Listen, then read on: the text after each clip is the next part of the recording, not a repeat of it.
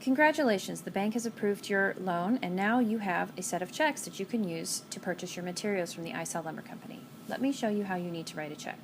First and foremost, please use a pen. Pens are permanent and make it less likely for somebody to change or alter your check.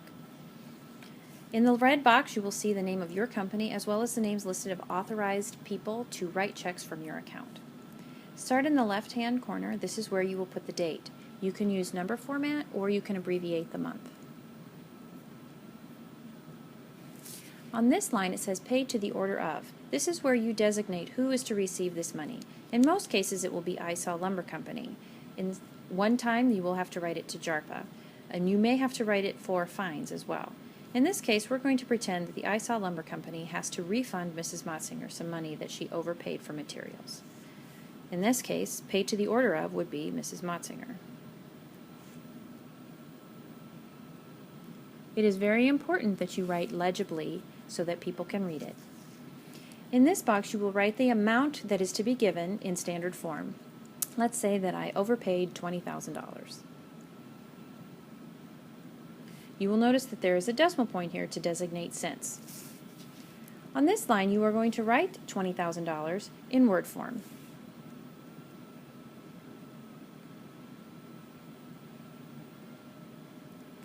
$20,000, and remember that when you say and in a number, that means the decimal point.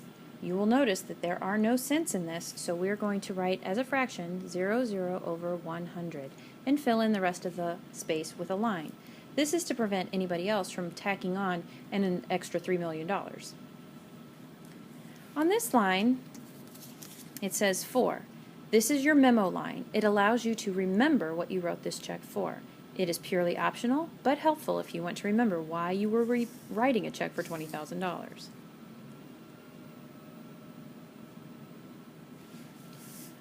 On this line is the signature.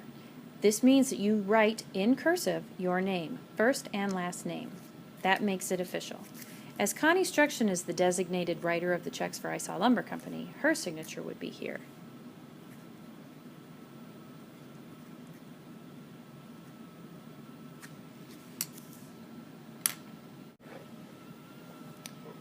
Once this is written, you can remove the check from the checkbook and give it to the person whom you are paying.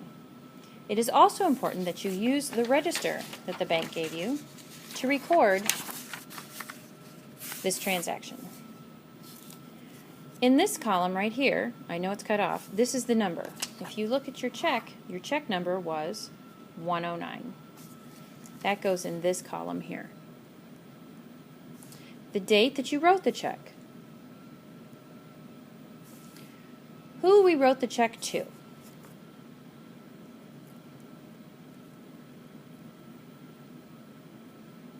You can also use the second half of this part to write what it was for. Under payment and debit, this is because the money is coming out of your account. You will write the amount that you wrote the check for.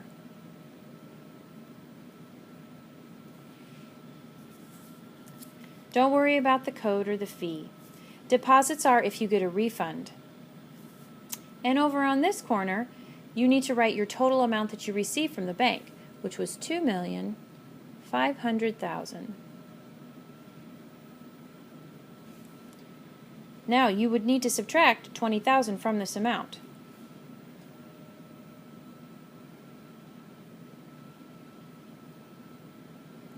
So now my total is $2,480,000.